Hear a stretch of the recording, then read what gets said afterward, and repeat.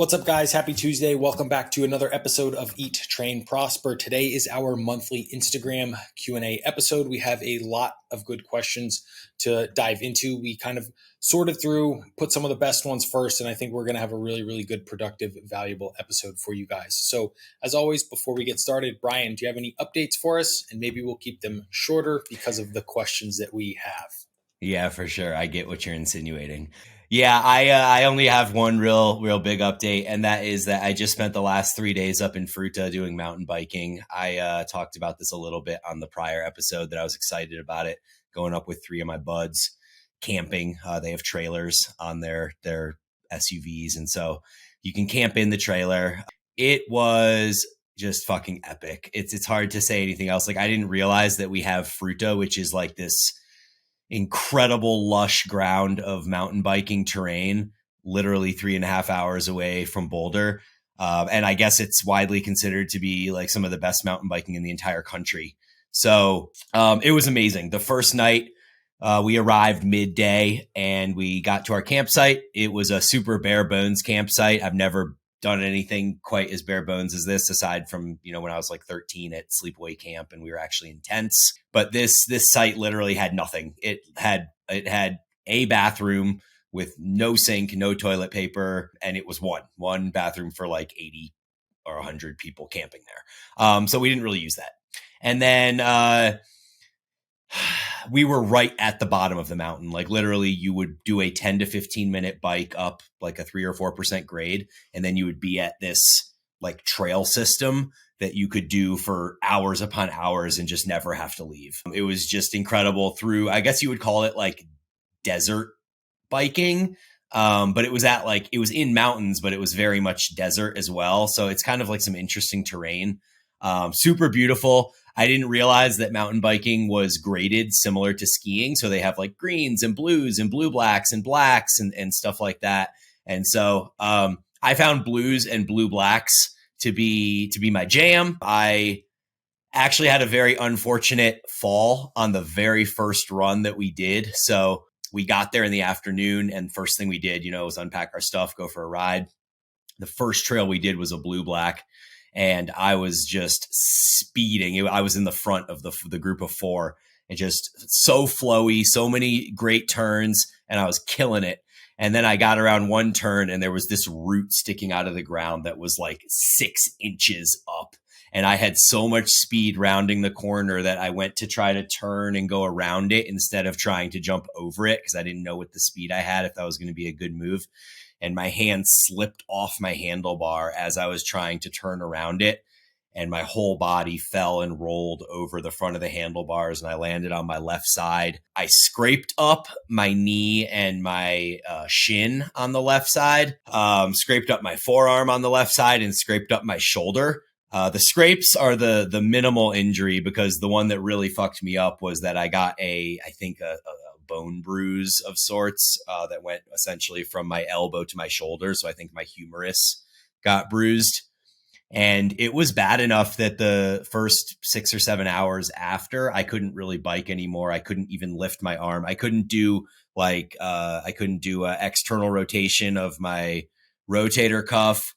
And I couldn't really do like a lateral raise abduction type movement. And so I was fucking crushed. I thought that as injuries go, I thought it was going to get worse overnight because the adrenaline was in, and I thought that was like quelling some of the pain or whatever. Luckily, it got better overnight. I iced it. I put a bunch of, Neosporin and some CBD cream on it and stuff like that, and it got a little bit better overnight. So the next day I was able to bike again.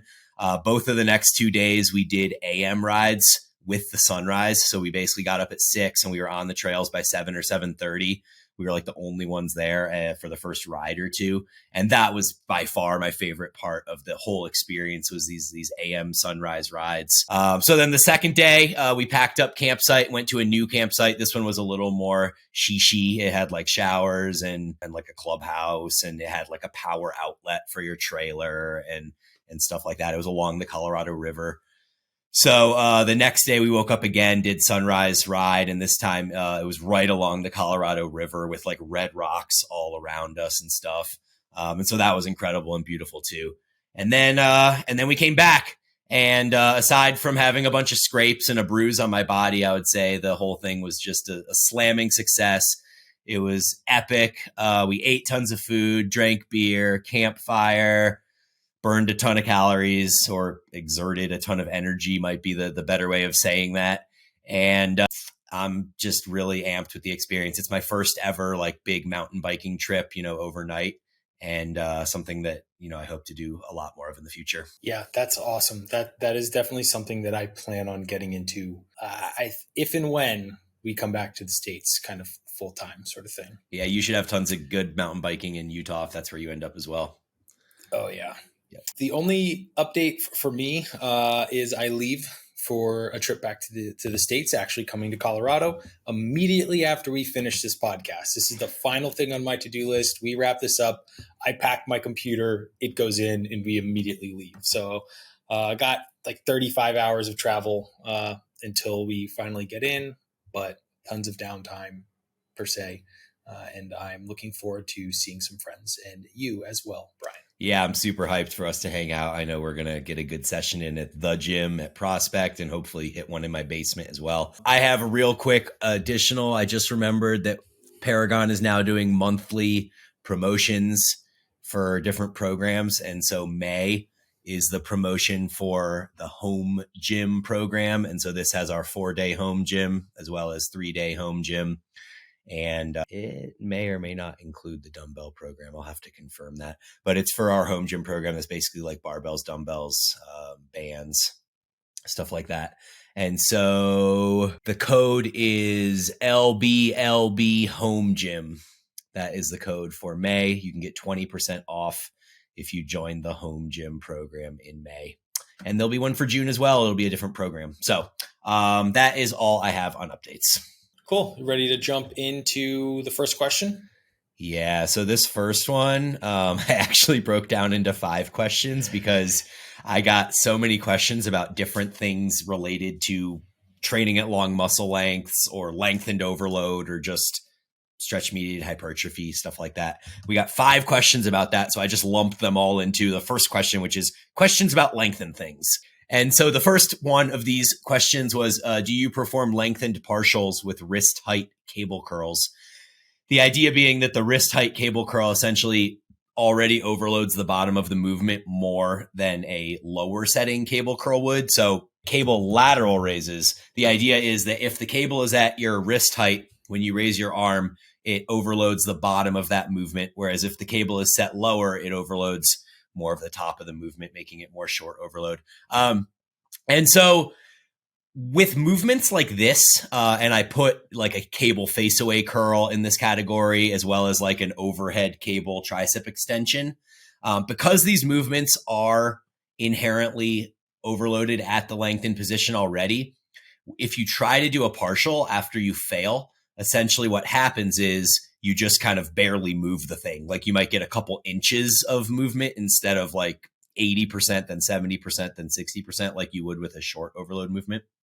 And so occasionally I will do them and I call them pulses as opposed to partials because you're more just like trying, but nothing's really happening. I think, with these types of movements, I don't really think they're necessary.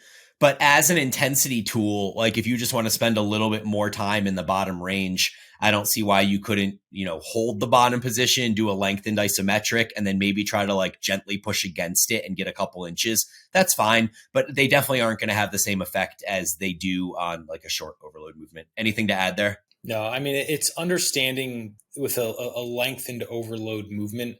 I shouldn't say that. With this specific movement, it is so lengthened overload. If you try to do partials, that's probably what happens is like when I get rep 8, I go for rep 9, I can't get past that sticking point, which is really only like 4 inches from your side. And that's like the end of the set sort of thing, besides like the pulses, but that's about it.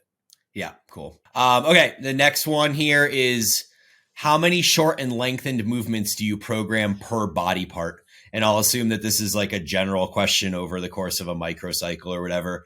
Generally, I would say that for most body parts, I'd say 70% of my exercise selection is lengthened and about 30% is short-ish. That's obviously varied depending on the movement and, how much is in my program. Because I follow a pretty low volume program myself, it's likely that I will only have about 3 movements for a body part across the course of a week. Like one day might have 2 and the other day will have 1. And so in that case, it would be like a 66-33 split. Like 2 of them would be lengthened, 1 would be shortened. And I think that's pretty standard, like for the way I program for others, for the way I program for myself, like something around 66-33 or 70-30 or something like that. Yeah. The only thing I would really add to that is if you're like, let's say you're prioritizing a body part and you're putting a ton of volume at it, it might differ a little bit. Back might differ because so much of back is going to be shortened overload as opposed to lengthened overload. But the reality is it's going to be very, very dependent upon the body part. And if you're prioritizing a body part or deprioritizing it, but like Brian said, that 70-30, which is, hey, 2 to 1 is a pretty good rule of thumb.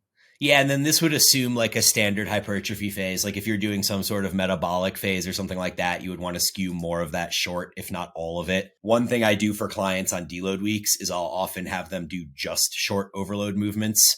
So that way we can work a little closer to failure, still feel like they're going in the gym and doing something productive instead of like doing lengthened movements at 6 RIR. You can do short movements at like 2 RIR and still kind of feel like you're working hard during a deload week.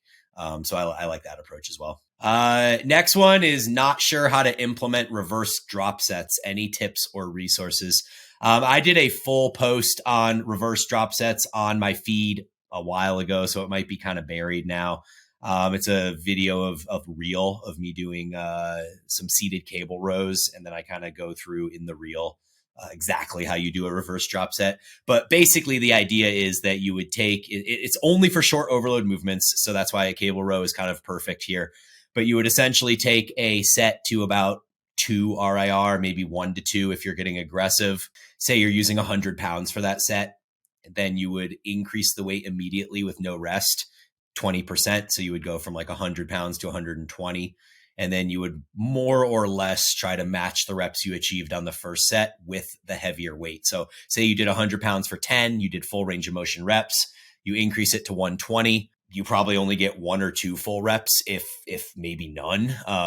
But that's why you leave some RIR in the tank on that first full range of motion set so that you have like a little bit of oomph left for the reverse drop set. Increase the weight, try to match the reps, understand that maybe you get 1 or 2 full reps and then you get, 7 to 8 partial reps with decreasing range of motion each rep. Anything to add there? No, I think that's that's exactly how I do it. Yeah. And you're who I learned that from. So I think perfect. You are the lead on that for sure. Do all muscles follow the logic of train it first short and then lengthened to maximize mechanical tension? Do you have any thoughts on this? You want to jump in? Sure. This is the first I'm hearing of this, is in terms of this logic to maximize mechanical tension. I don't do that. I very often don't do that. So I'm not sure that logic is necessarily like a stronghold. Perhaps it is, and I am, uninformed. But one thing I feel like I think we're getting like a little bit of a common theme is that there's like rule sets of like things that you have to do. And with the nature of the majority of the time we're speaking on hypertrophy, we know that that's not really just true. So personally, I don't think you need to. But maybe Brian will say otherwise. Yeah. So I feel like you do this. You do leg extension, then you go to hack squat, right? Not anymore. So you switched it? Okay. I was, yeah. And then because I didn't have access to it, the hack squat's gone in first. And since the hack squat has become so like all encompassing and so much work and force goes into that, I just think I can create so much more of a stimulus on that hack squat. And I don't want to jeopardize the load by going in fatigued there.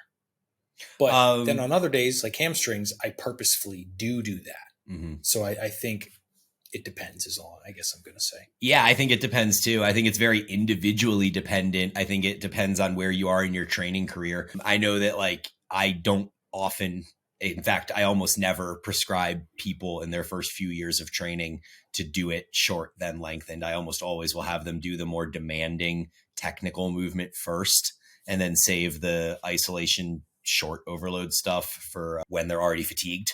I just think that makes more sense to be more fresh, both mentally and physically, going into the more complicated movement. I think doing a short movement and then a lengthened movement is a very advanced protocol, and something that I only started doing in the last couple of years. So that means I spent 20 plus years of my training doing it the other way. Same. Yeah. I love doing it this way. And the idea, the phrase maximize mechanical tension was at the end of that question. And so in a sense, like, I think that this isn't wrong. Because, man, I guess you could argue it from both sides. Like, if you're somebody who's going to lose significant load and force production by doing the lengthened movement second, then I think you're actually minimizing mechanical tension by doing that. In my case, I don't feel like I'm actually sacrificing total load significantly. Like, I think there's some effect, but I don't think that the amount of load and reps that I'm achieving on the lengthened movement is drastically impacted by doing leg extensions first, for example, because it's like, we know, I guess we've talked about this on the podcast, but that you have more oomph in the lengthened range. And so if you fatigue the short range first, you still should have a lot to give that lengthened range in theory. Whereas I think the reverse isn't necessarily true. Like, I personally find, going from a leg extension to a hack squat, my hack squat suffers less than if I went hack squat to leg extension, then my leg extension would suffer more. And so I think that might be part of the logic, is that you can, flood the metabolites into this area, train it short, get some of that proximal stimulus to the muscle without fatiguing the distal. So in that case, proximal is furthest from the insertion point. So, using the leg example, the leg extension would fatigue you proximally, which would be closest to the hip. Whereas the hack squat would fatigue you both distally and proximally. But you actually don't get much distal hypertrophy or fatigue from the short movement. So the part closest to the knee is going to receive less stimulus on a leg extension than the part closest to the hip.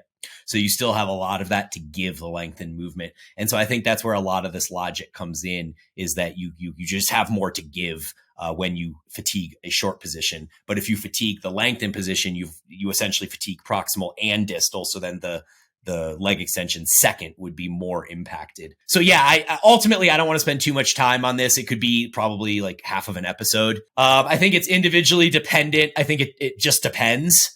And if you're an advanced trainee and you feel like you can, still provide sufficient force production into the lengthened movement after doing the short movement first, then I love that approach. I know Aaron and I love it for hamstrings for ego purposes. So even if our SLDL or our RDL isn't drastically impacted by doing leg curls first, it at least allows us to not feel like we have to lift the heaviest weights in the world. So it's like, I know I could SLDL 405 for 6 or something like that. But when I do leg curls first, I don't feel like I have to do 405 for 6. And so that leads to a better stimulus to the hamstrings than if I were to have done it first. So maybe it's it's individually dependent, it's movement dependent or muscle group dependent or whatever. So I don't know that there's necessarily needs to be a rule here. There's one last thing I want to add on to the back, because I think I have a really practical example. The reason I like doing it for the hamstring movements is when I am doing like my RDL or my SLDL, my core is my limiting factor. That's where reps stop, when my core breaks down. By me pre-fatiguing my hamstrings going in, that no longer becomes my limiting factor, because my core is then, stronger than my hamstrings, and my hamstrings become the limiting factor. So like, that is a very good practical use case of a time where I do that and would recommend it there. Yep. Cool. I like that. The last question, after listening to Cass on the Revive Stronger recent episode, has your opinion changed on length and stuff? I have only listened to the first 20 minutes of this episode, so I literally cannot answer this question. My guess is that it's probably not going to change my opinion on it.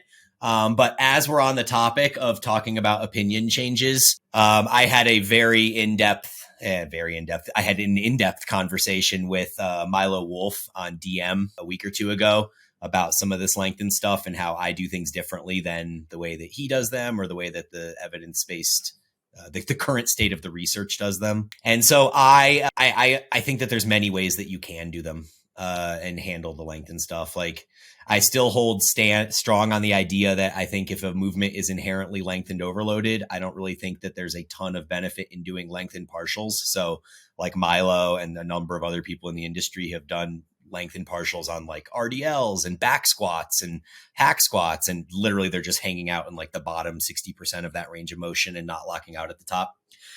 To me, I feel like this is redundant.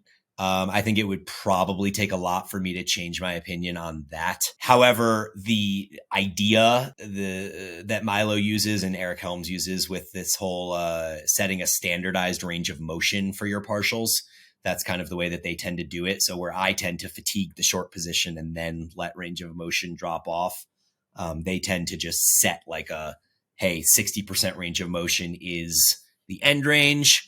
And that's where we go to each time. And then that allows them to use RIR, so to speak. They love RIR, which is, I think, why they do it this way, which makes sense. I've done a couple movements this way, like on my 45-degree hip extension, I've done 60% range of motion, which I enjoy. And I'm open to trying it on some other like short mid-range movements. I still think I'm a ways away from wanting to do it on lengthened movements. Like I can't imagine doing a pendulum squat where I just hang out in the bottom 60%. It just seems redundant and unnecessary. But I think I'm open to at least experimenting with that approach for some short overload movements. And then I will update you. We're not going to have an episode next week because Aaron's going to be in Denver. But the next episode we have, I will update on my opinions after listening to Cass on the Revive Stronger podcast. I'm going to just basically defer to Brian on that one. I'm going to be really honest with you guys. I have a lot going on. Like the next 2 weeks, I'm probably not going to listen to the podcast. So, and I have more than enough faith in Brian, and I'll basically just align my opinion to his. Perfect. Sweet. Well, let's kick this next one over to you since we're done with lengthened questions now. How do you balance life and training stress to have a decent training session? I'm going to take this one kind of from a different angle. And this is something I guess if I'm going to try and open some opinions without really opening a massive, never-ending book here.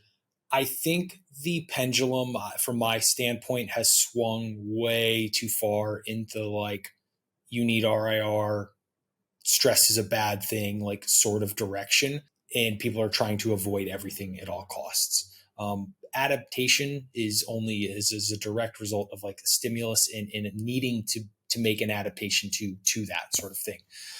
So I think I wouldn't try and micromanage like the training stress. Like training is a stress. If you are redlined in other aspects of your life, like financially, emotionally, in those sorts of things, yeah, you probably don't want to be taking like hack squats to a 0 RIR or whatever. Definitely keeping things in and having it add value to your life. But I would say for the overwhelming majority of us, you should be able to balance like quite easily. And that is what I find personally with myself, with the overwhelming majority of my clientele. There's only one client who I have to very much make sure we manage his expectations because of what he has on his plate.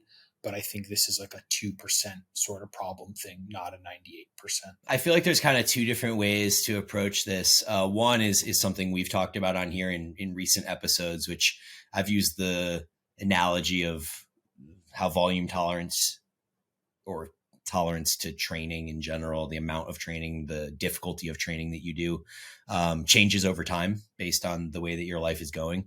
And I referenced how in college, I could drink 15 beers and sleep 5 hours a night and still show up and do a relatively high volume training program and get results because I had no stress and my testosterone was high and blah, blah, blah, all the different things. So different phases of life call for different approaches to your training, and that's just a fact. As far as balancing life and training stress, I would try to find a time to train during the day where you aren't stressed out by life. For everyone, that's different. But for me, I do not have quality training sessions if I train later in the day because I have my mind consumed with all the other things that are going on in my life. So for me, it works really well for me to wake up, drop the kids at school, come back, And the first thing I do is make a protein shake, head downstairs to the gym and work out. And then once that's done, I feel like I'm in a good mental space to be more productive for the rest of the day. Other people, like I know Aaron often trains at night. And that changes too. I know you've had different phases of life where you train at different times. But I do think that whatever that time of training is for you at this specific point in your life, you should try to curate your life to work around that. And that's not to say to prioritize training above everything else, but to understand that when you do have a good quality training session, it amplifies the rest of your life and makes your work more productive, makes your mind work more efficiently and things like that. So I would just try to monitor your time, find the right time to do it, and understand that it should be a positive on everything else in your life. Okay.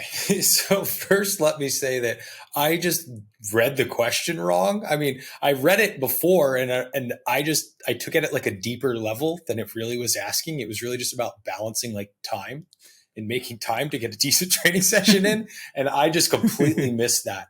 So I apologize in the way that I answered that question. But I guess if you thought of it from that or that standpoint or ever do, what I was basically getting at is you can handle a lot more than you think, but the times aspect, yeah, I think Brian killed. You answered that well from a balancing time, which I believe was the intended question. I think so as well, even though time wasn't actually specifically mentioned. Yeah. Cool. How do you approach getting sick in the middle of a mesocycle? I mean, you don't train really until you're recovered. It depends on the type of how you have your mesos structured. So if you're following something with like 6-week planned mesos and stuff like that's a little bit more difficult. And then obviously if the next cycle's starting there, personally, I use much more flexible ones. Like we might run for 8 weeks. We might run for 12. We might run for 20 if things are still damn good. And in that, we just kind of punt, like we might take a kind of like a 3 sessions to like get back in a groove sort of thing until we're fully recovered, adequately hydrated again, fully carbohydrate recompensated, and then we get back swinging for the fences. So don't try and rush it when you're not ready to perform yet. Yeah. No, I think that 3 session gradual acclimation phase is pretty much what I use as well.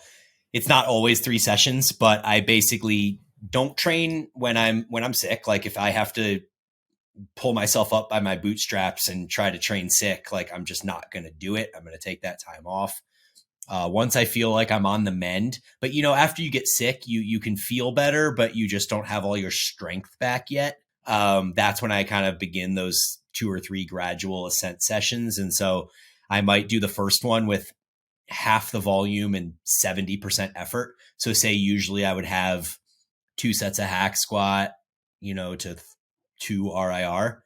Maybe I do 1 set of hack squat to 5 or 6 RIR as my first session back. And then each session I do, I'll add a little bit more volume as I feel up for it to get back to my normal amounts. And I'll add a little bit of intensity as I get back to my normal prescribed intensity. And so the amount of sessions that it takes until you feel like you're back to normal, like lifting the same amount of weights with the same effort level as before, that varies depending on how severe the sickness was and how well you're recovering from the sickness. So it could be 2 sessions, it could be 4 sessions. It's usually somewhere in that 2, 3, 4 range. And usually by the end of 4 to 6 calendar days, I usually find myself pretty much back to how I was, ready to go. And that assumes that you're sleeping well and eating adequate food and stuff like that too. This next one will start with you, Brian. Yep. You good with that? Yep. Are drop sets on lateral raises too fatiguing? I think no. I mean, especially if it's a dumbbell lateral raise, it's a short overload movement. There's not a ton of fatigue happening anywhere except like the top 30% of the range of motion. I have done run the rack lateral raise drop sets for most of my first 15 years of training. Start with like the 40s and then the 30s and then the 20s and then the 15s and then the 10s and basically go until you can't move your arms anymore. And I can't really say that any appreciable fatigue happened. So I don't think so. I mean, it's very specific to this being a dumbbell lateral raise and a few other movements that are, lacked the fatigue accumulation similarly to this movement. If you had said a whole variety of other movements, I think my answer would be different. But for a dumbbell lateral raise, I think you're fine. I think if there was one exercise that was not fatiguing, it would be the dumbbell lateral raise. Yeah. Like when I first read this question, I thought, I was like, I bet you could add drop sets as your very last workout, or sorry, as your very last exercise for every single day of a training week. Yeah. You could do drop sets on the lateral raise, and you could they probably wouldn't really be sore, maybe minorly by like day 3 or day 4. Yeah, I mean, even if you're sore, I don't think there's any like systemic fatigue that comes along with that or anything. So, no. You've actually inspired me. Like, I haven't done a drop set on a lateral raise in years, like probably a decade. And so now there's like a side of me that kind of wants to go run the rack on lateral raises and just kind of see what happens, Yeah. Let's see. Oh, that is such an easy question to answer. With the growing interest in cardio, do either of you have any interest in a full or half marathon? No, of course not. God.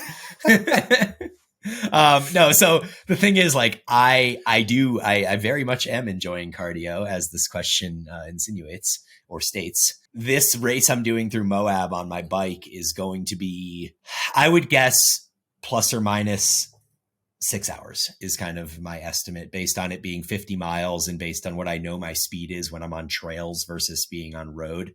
I think somewhere around 6 hours is going to be about right. So that could be the same as what it would be to run a marathon if you really are not, an elite level marathoner. I just have no interest in doing that with running, because running isn't good for me. I think the impact is awful. And I think that there is a significant fatigue cost associated with running because of the eccentric nature of running. So you have the impact, which is going to cause like joint stress, but then you also have the eccentric loading that occurs with each step that lands on the ground. And so there's a lot of fatigue that you accumulate that you don't get with biking, which is just a concentric activity. And so I hate running. I will not be running long distances, and I wouldn't do it anyways because of its interference with strength training. Yep, my thoughts exactly. Cool. I don't even know. Yeah, go ahead. So this next one here, I lost 1 inch off of both arms after bicep surgery, and now I can't get it back. Any suggestions? I feel for you. I mean, I find it a bit surprising that it's not coming back, because we know muscle memory is so solid. Like, usually, people will take a layoff for whatever reason, surgery, sickness, etc. And then gains usually come back, in a third of the time that you lost them. Direct bicep surgery, not really sure. I mean, the fact is that your arm is made up of 2/3 tricep and 1/3 bicep. So that should have a relatively small effect on your arm size. I would just make sure that is your body weight the same? Because if you lost 15 pounds, that would make sense that you lost 1 inch on your arm. Make sure you're eating enough food, training as you were. And if all of those things are happening and you still can't get your arm to grow, I don't know, man. I don't exactly have a great suggestion here. I don't even I would say a specialization phase, but after going through my 1 arm experiment, I don't necessarily think that there's a ton of value in that, but that could be my N of 1 experience too. My thoughts are around the triceps, like prioritize more triceps. If the goal is really, hey, I want my arms to measure 17 inches or 18 inches or whatever, I feel like triceps are much better return on your investment in terms of size to add. And then the second would be gain weight, right? Make sure that you're not limiting your potential gains by trying to stay too lean or something like that. Put 10, 12 pounds on and see how things go from there. See how your progressions and stuff go. Yeah. My last suggestion would be maybe try a bunch of short overload movement stuff.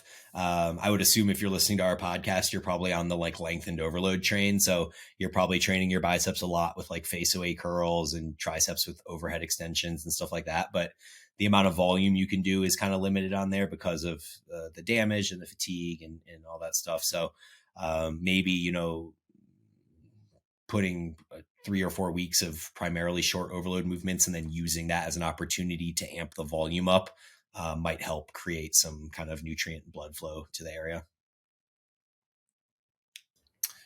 Yeah. On our second injury related question, is hamstring training. How much can you get out of leg curl variations only because I have a herniated disc? Yeah, I mean, I think you can kind of fix herniated discs, right? Like it's a small surgery, and then you don't have a herniated disc anymore. So that would be cool if that's an avenue you want to pursue. If you don't, then I think you can get a ton out of leg curl variations. The seated leg curl will train you at long muscle lengths. The lying leg curl will train you a little bit at short muscle lengths, with long muscle lengths for the sartorius. If you have the ability to spend more time in the lengthened position of the seated leg curl and you're not doing any hip hinges, I think that would be a good idea. So it would be something like, maybe you overload your seated leg curl so that you're only doing the lengthened 60% range, like we kind of just talked about earlier. So you just load it heavier than you usually would, and you just go down until, it's 40% away from the bottom of the movement. Spend most of the time where your hamstrings are stretched. Make sure you're leaning forward from the hips so that you kind of pre-stretch the hamstrings. And then you're kind of using that seated leg curl as your hip hinge in a sense. I mean, you are starting in a hip hinge and then curling from there. So it is like this kind of hybrid-y type movement. You could try GHRs or Nordics, because those are also going to be an eccentrically dominated lengthened overload movement, much like a hip hinge would, but it doesn't have the fatigue cost on your low back that an RDL or an SLDL would. And then I would also consider trying 45-degree hip extensions. Even though they're a short overload movement, they are a hip hinge. So that might help you get some more out of that. Really, in my mind, the only thing you're losing out on by doing just leg curls with a mix of seated and lying is that you're missing out on some glute development. So you're not going to get a lengthened glute in either of those leg curl variations. So I think that your hamstrings would be fine. I really don't think you would notice much difference at all in your hamstring development. But I do think you need to find a way to train the glutes lengthened if you're not going to be doing like an RDL or SLDL or hip extension or something like that. The thing I'd like to add on the back of what Brian said is also, I'm not a physical therapist, anything like that, so maybe take this with a grain of salt. A very large percentage of lower back injuries come from like poor glute control and glute strength. So if you're not training that, like the potential reason you have a herniated disc could be glute related, or a lack of, I should say. One I think that could be really, or a safer option, especially earlier to slowly get into, is like a B stance, like a cable RDL. It's not going to be very, very heavily loaded. Since it's a B stance, you're using significantly less weight. That I think could be a safer hip hinge to introduce. And then the thought that I had here is, if we're only going to do like hamstring curls, we can just pull some intensity techniques. Like you could do like 2 straight sets on it, and then take rest pause sets and really just hammer them, because you're only doing them, one exercise per se. Yeah. So that could be another avenue to explore with just, different intensity techniques, and really throw in the kitchen sink at it per se. Yeah, the comment on the glutes being weak is a really solid one, and something that I've noticed a lot in our Paragon group when people talk about they're performing their RDLs and they're like, well, I feel them a lot in my hamstrings, but it's also hurting my low back. And I'm like, well, are you using your glutes? Because most of the time, if you're trying to feel it in your hamstrings, then you're subconsciously sort of eliminating the glutes. And so I think that you don't want to do that, especially in a hip hinge. You really want to almost like lean into the fact that the glutes are going to be the primary mover, just because of where the rotation point is. And so you have to understand that the glutes are the primary mover, and some hamstring comes along with that. And when you can kind of execute your hip hinges with that in mind, I think that we mitigate a lot of the low back pain that comes with it. Definitely. Yeah. If money and space were unlimited, what specific brands and types of machines or equipment would you get for your dream home gym for each body part. I mean, this is I feel like this is an episode. This is an entire episode. Haven't we done like a similar question to this before? I think we said like our favorite, but what I would say is I don't think for each body part way too long. Yeah. Prime in Atlantis for a good chunk of it, really. Prime for seated row, leg extension, leg curl, functional trainer. There's probably like one that I'm not thinking of, and then Atlantis has like that really really good 45-degree hip extension. Their hack is pretty good, although I think I would take an old school hack from like King Manufacturing, or like Paramount or something. The OG Paramount pendulum squat. I would say like I'm definitely like a sucker for like the used gym equipment, like Instagrams. I follow a bunch of them, and I plan on like I have money chunked out that like when I have the space and resources, like I am going to spend some coin on a fucking home gym. But yeah, I think those are the two like most that I would say, like Prime and Atlantis probably, if I had to say the two. Yeah, I'm like beyond excited for you to buy your home gym, by the way, now that you like kind of hinted at that. I can't wait for you to move somewhere, settle down, and start accumulating equipment. That's going to be dope. I agree with Aaron on almost all of that. I am personally not a huge fan of the Prime seated leg curl. I don't really like the shin pad. I prefer the thigh pad. And so I really like. Yeah, that's right. Yeah. I don't know, just a personal opinion. A lot of people really like it. I don't either. Yeah. I really like the hammer strength seated leg curl that I had access to at the compound in San Diego when I was there. That hammer strength seated leg curl has just like the perfect resistance curve and the perfect setup, and it's just amazing. Beyond that, yeah, I would say like a Prime dual cable machine. So whether you're going with like the Prodigy rack that has like all the whistles and gadgets, or you're just getting like a functional trainer with the arms that move, side to side and up and down, Prime is going to be great for either one of those. And then that covers pretty much most of your upper body, at least for your extremities. Like all of your arm and shoulder delt training can pretty much happen on the cables.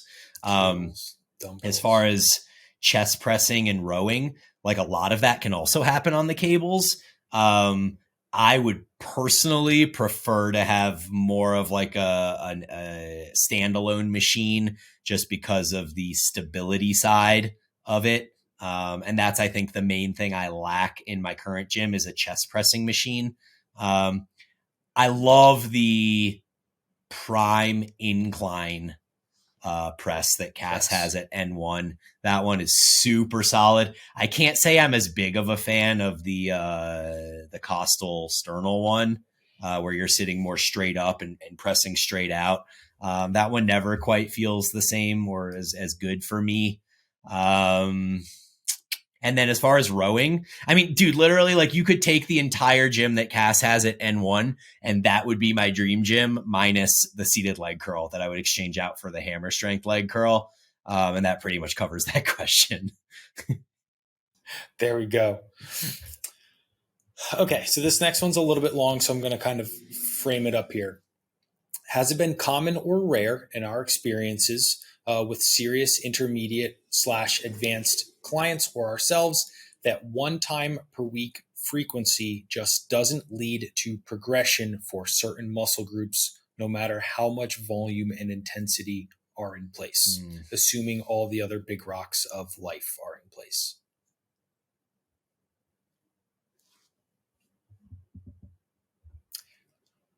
I am going to say I have not found that. And this is something that as the years go by, my perceptions and things have changed. I've proved myself wrong, numerous times over the years. I have thought that I was forever moved on from like a bro split style, only training, muscle groups 1 time per week. And here in 2023, we find myself following that. Mostly I have a quad, a push, a pull, a hamstring, and then like an upper mixed. I I don't know if I can realistically see myself training hamstrings and quads together again because of just the demands of each. Like I couldn't imagine taking those heavy hack squats sets and then like doing like, leg extensions. Like, okay, now I got to go, hip hinge RDL to close to failure sort of thing. Like I don't think I have that in me. And I love separating them. I think with that, especially certain body parts, like we all have those body parts that we kind of suck at. Work back your habits and understandings of them and rebuild them, and I think you will find a lot of value in that. Like personally, it took me 15, 16, 17 years to learn how to fucking train my quads really, really well. Like I'm not exaggerating that. It wasn't until like 2021 that they really started coming along, and I started lifting weights seriously in 2003. Yeah. Which is absurd.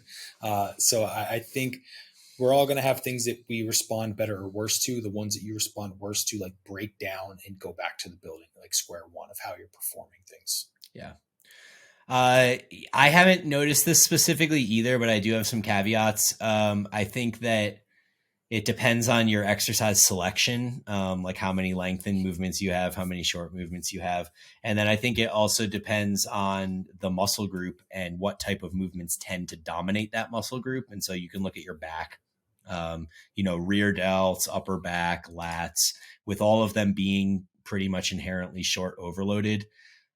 I can train them every other day or every third day and really have no recovery issues. And I think that I just get more and more out of back training kind of the more often it's done up to a point. I kind of feel the same way about lateral delts. I don't really feel like they fatigue very easily. And much like rear delts and upper back, they can handle a ton of volume close to failure. And it just seems to be able to be done 2 to 4 times a week without much issue. So I would say like those two muscle groups specifically, I will probably always train at least twice a week. But as far as quads and hamstrings and chest, and triceps and biceps, which are the primary movements that I find can, biceps not as much. I know Paul Carter and Chris Beardsley argue that biceps are very fatigable and only need once a week training. I don't find that to be true. But I do find for specifically chest, quads, glutes, and hamstrings, the ones that get sore a lot, that once a week seems to be fine. I did a full specialization cycle for my hamstrings for an entire year last year. And I was training them twice every 8 days, and they would get sore to the point that I needed 4 days of recovery before I trained them again.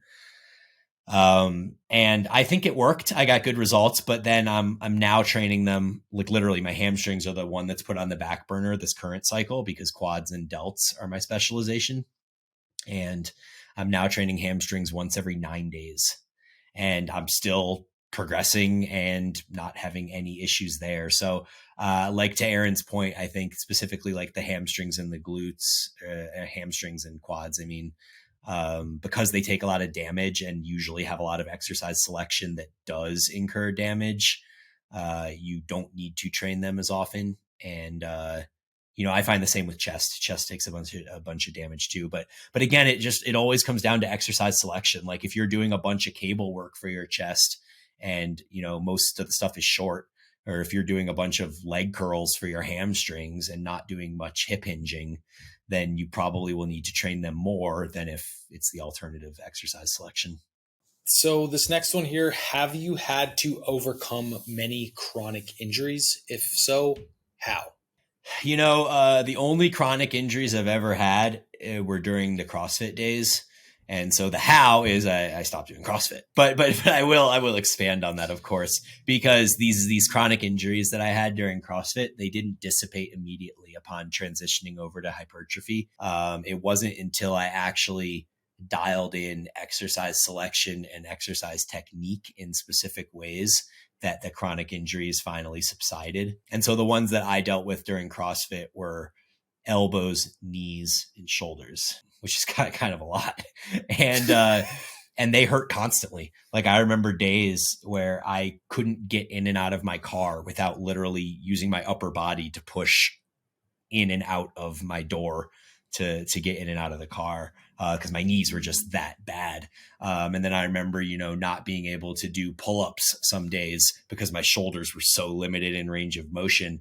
I couldn't do pull-ups without, 30 minutes of banded distractions first. And so when I would switch to hypertrophy, I was doing mostly barbell basics to start because I still had, so much ego attached to certain movements that I was doing during CrossFit. Like I still wanted to deadlift and squat and bench and overhead press and like all these things. And I was using a barbell or an easy bar for my bicep and tricep work too, which, was locking my hands into either a supinated or a pronated position. And that didn't help my elbows at all. And so the way that I finally got over it was I basically switched to cables for almost my entire upper body work. I set my body up in a manner that aligned the muscle fiber with the movement, biomechanics, the way stuff Cass promotes. And over the course of a number of months, everything dissipated. As far as executing movements, and this spans all movements, lower body, upper body, it doesn't matter what it is, slowing down the eccentric and then pausing at the lengthened position has been huge. I mean, Lori just put a post on my feed for me today. So if you go and check my feed from May 1st, there's a post that I just put up about owning every rep and how, controlling the eccentric and pausing at the bottom, it helps you, own that load. And there's a lot of bouncing that happens when you're training in CrossFit or post CrossFit, or if you just go into the gym with an ego in any way, you're going to execute a lot of your leg movements by getting a little bit of that stretch reflex effect out of the bottom. And I've never found stretch reflex to be beneficial for my joint health. It's been much better and basically non-existent pain since I just pause, like literally pause and stop, and then go from a dead pause into the concentric portion of the movement. And so, I think the way you execute movements and the movements that you choose are going to be the ticket out of chronic injuries. Yeah, I think what you wrapped up on there, like, is the takeaway there. If there was like one thing I would say across the board that I see, like, just observing in gyms the most, is people just rushing the eccentrics, bottoming out, trying to turn around way too fast. And like, one, that's not, you put more weight on the bar machine, it doesn't actually lead to better gains. I would objectively make my stand that I think it leads to worse gains, to be completely honest. And it's going to take a massive toll on your joints. My knees were so bad during the CrossFit years that I would wear my knee sleeves like when I was at fucking work and stuff. Like, not exercising, I would have knee sleeves on at times. And I remember like watching people squatting or like things, thinking like, it's crazy that they don't have knee sleeves on. Like, I would not dare to touch weight without my knee sleeves on. I haven't had a pair of knee sleeves on in like 3 years now, 3.5 years. My knees feel fantastic, and it's controlled eccentrics. I stopped. I got rid of my ego tied to certain lifts and stuff, and my body feels great. And my body was in shambles in my late 20s, absolute shambles, like a few surgeries, those sorts of things. And I feel really, really good now. Best I have in probably close to a decade. Yeah, I can co-sign that too. Like, at 40 years old, I feel better than even before I started CrossFit. Like, I remember, just tweaking things every 12 to 16 weeks, like doing a dumbbell shoulder press and tweaking something in my trap, or like doing a tricep extension and hurting my elbow. And this is like all pre-CrossFit-y stuff. And then throughout CrossFit, my body felt awful. And so literally I can honestly say at 40 years old that I have the least joint pain or like chronic inflammation that I've had since maybe like my first 5 years of training. So that's amazing. Yeah. I would just say, exercise selection, exercise execution, and those things should really help a lot. All right. We have one more question on our primary ones, and then we'll see if we have time for any others, but I'll kick this over to you here. How to move past the mental fatigue of bulk cut cycle. This one is hard for me because I think it's fun. Like, to me, Maintenance is the mental fatigue because nothing fucking happens. Like you're just existing and adaptations happen slow. It's hard to keep your head in the game when the outcome of the game is nothing happens. I find bulking cutting like fascinating. This one's really hard. I wonder what mental fatigue they have. One thing I guess I will say before I kick it over to Brian is something that I think people really, really struggle with this is playing like 1 foot in, 1 foot out. Oh, I'm bulking, but then like the second that you don't have abs the way that you want to look in some lighting one day, you're like, I don't want to do it anymore. Or you're cutting until your friends want to have beers on the weekend or something like that. And then you're like, I don't want to do it anymore. And I think you end up playing that like in that decision seesaw to where you end up at maintenance because you're spending a week bulking, a week cutting, and then not going anywhere. So I don't know, this one's really hard for me to answer. Hopefully Brian has some better insights, and then maybe I'll be able to add some more on the back end. Yeah, I guess my thought as somebody that doesn't really like tracking would be that the mental fatigue may come from the process of meticulous tracking that's required during bulking and cutting. And so that would be my thought. That was my initial thought going into this question, was it's got to be the like tracking and the meticulous nature of like, food selection and stuff like that. And so I empathize with that and I understand it. I also understand what Aaron was saying about like maintenance being a place where nothing's happening. And that can be frustrating and fatiguing too. So I guess like I'll just reference my personal approach to off-season tracking again, which is basically that I track protein grams and overall satiety and body weight. And so if you're tracking protein grams, you're at least getting enough to support muscle growth or, decrease the likelihood of muscle loss. Satiety tracking, essentially, I determine whether I feel underfed, overfed, or satisfied for the day. And then I track body weight so that I have a direct correlate to whether my satiety tracking is accurate. Like if I say that I've been satisfied every day, but my body weight's going up, then I probably know that my satisfied is actually overfed. And then vice versa, of course. So I don't think that my system works as you get to the extremes of bulking or cutting. Like at any point in the extremes, you're going to have to be more meticulous. And that's just the nature of being close to a goal. But at least in the earlier stages of, whether it's maintenance or the early stages of eating in a surplus or eating in a deficit, with some experience, I think that the subjective satiety rating system works. It just depends on if you kind of have that ability to assess yourself accurately like that. Yeah, those are really helpful points. I guess what I would say here is everyone's going to have their balance, right? And maybe you're like, hey, I want to cut, but it doesn't need to be in 3 months. Maybe it doesn't need to be in 5 months. Maybe it doesn't need to be in 7 months. And you can just take things a lot more slowly and more flexibly, which can work for you. Same thing with the bulk, and what I would say there is like, if you don't want to meticulously track like day in and day out, just have some objective metrics that help you with decision making. Maybe you're going to weigh yourself every morning, and then every 2 weeks, you're going to collect the average and being like, am I north? Do I want to be north? Great. Keep doing that. Or am I south? Do I want to be south? Great. Keep doing that. So there is no one size fits all. There are going to be some approaches that are better or worse for you and your personality and your desired rate of gain or the ambitiousness of your goal.